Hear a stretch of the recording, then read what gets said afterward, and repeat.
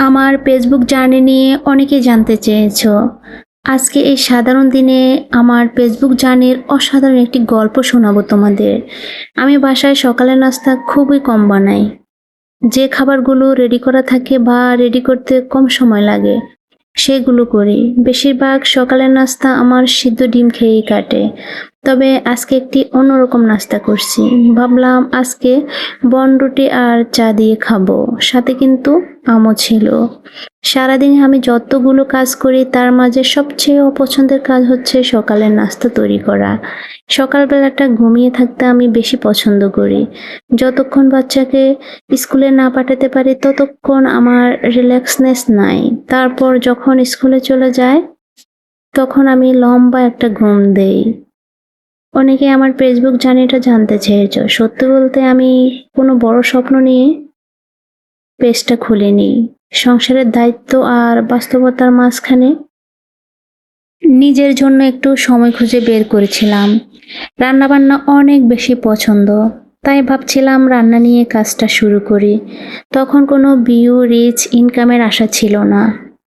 তারও একটি কারণ আছে। কারণ আমি প্রায় ৩ বছর যাবৎ একটা প্রোফাইলে কাজ করেছিলাম। সেখান থেকে আসলে আমি কোনো রকম বেনিফিট পাইনি। তারপর হঠাৎ একদিন ভাবলাম, আমি যেহেতু প্রোফাইলে অনেক বেশি কাজ করেছি, এবার না হয় একটু পেজে কাজ করে দেখি। তখন আমি একটা পেজ ওপেন করি। সত্যি কথা বলতে এই পেজটা খোলার প্রায় ১.৫ মাসের মাথায় আমি মনিটাইজেশন পেয়ে যাই। তোমরা আমাকে এত ভালোবাসা দিয়েছো যে এই ১.৫ মাসে আমার প্রায় বেশিরভাগ ভিডিওতে মিলিয়ন ভিউ ছিল। আর এই কারণে আমি মাত্র ১৭ দিনের মাথায় $১০০ ইনকাম করতে সক্ষম হই। এইসবগুলো তোমাদের সাপোর্ট আর তোমাদের ভালোবাসা হয়েছে। তোমরা যদি সাপোর্ট আর ভালোবাসা না দিতে তাহলে কিন্তু আমি এত দূর এগিয়ে যেতে পারতাম না।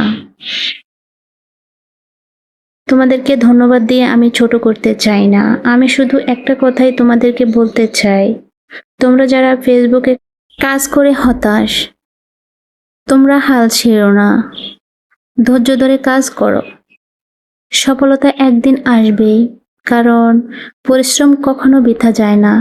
তুমি একদিন না একদিন সফল হবে। আসলে এই ফেসবুক প্ল্যাটফর্মে কাজ করা অতটাও সহজ না।